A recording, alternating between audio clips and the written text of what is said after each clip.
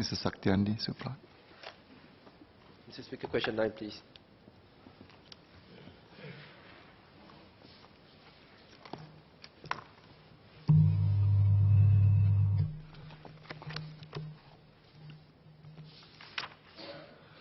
Mr. Speaker, we want to provide quality and affordable education to all Singaporeans, regardless of their financial circumstances.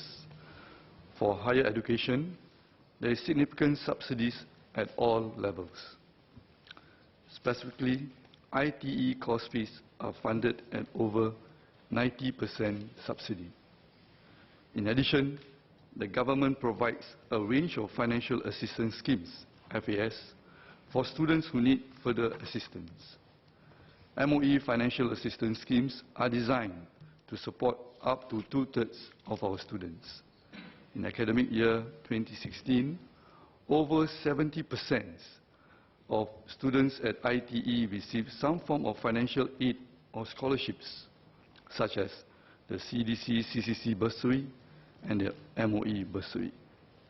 There are also merit-based scholarships that similarly defray students' fees and school-related expenses, as well as other financial assistance schemes offered by foundations, self-help groups, and other community or private organizations. ITE has been increasing its outreach efforts to encourage and assist needy students to apply for the various FAS. These efforts include sharing information on FAS widely via ITE's website, Facebook, student handbook, student portals, and through booths and briefings during orientation. Proactively reaching out to students who were previously on FAS in secondary school and those who had indicated potential of requiring assistance and prompting them to apply for FAS. In addition, its class advisors will also keep an active lookout for students who may need help and in the course of the school year. Mr. Saktiandi. Thank you, Mr. Speaker. I have two SQs for SPS, and thank you for the answers as well. First question is, in terms of the numbers that you shared, 90% of subsidies given out to students in ITE, what percentiles are we targeting here in terms of the income levels? Second question is, what more can we do potentially for the ITE students who need help? You mentioned that you briefed those in secondary school earlier for those going into ITE. And what more can we help in terms of that? And going forward, how are we going to communicate more to the students? For example, in Toa Payoh Novena, for example, I do see repeatedly some students and their parents coming to see me and not being aware of some of the assistance that are already available to them in school, including the ECG, and also in terms of other financial assistance that they may need help from. Thank you.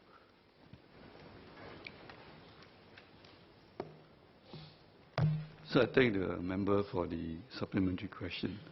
I mentioned in my speech earlier that over 70% of the students receive some form of help, financial help. And this is different from the 90% subsidy that we gave to ITE students. So 70% actually is very close to our intended coverage of government bursaries for Singapore citizens, where we would like to cover up to 66 percentile of the household by income. So this is something that we want to not only help the low income, but also the middle income. We will continue to enhance our effort in reaching out to the students, and we will continue to look at the processes, how we can streamline. One good example of how we're going to streamline is that we have this MOE ComCare shared assessment, where students in ITE whose families are already on ComCare assistance, where they are being assessed for ComCare assistance, where we will also look at the eligibility of the students for government bursaries at ITE, so that they don't have to fill up the form twice or take up the approach again. So in this way, we will be able to streamline it, make it easier for them, and this is expected to take place or to start second half of this year.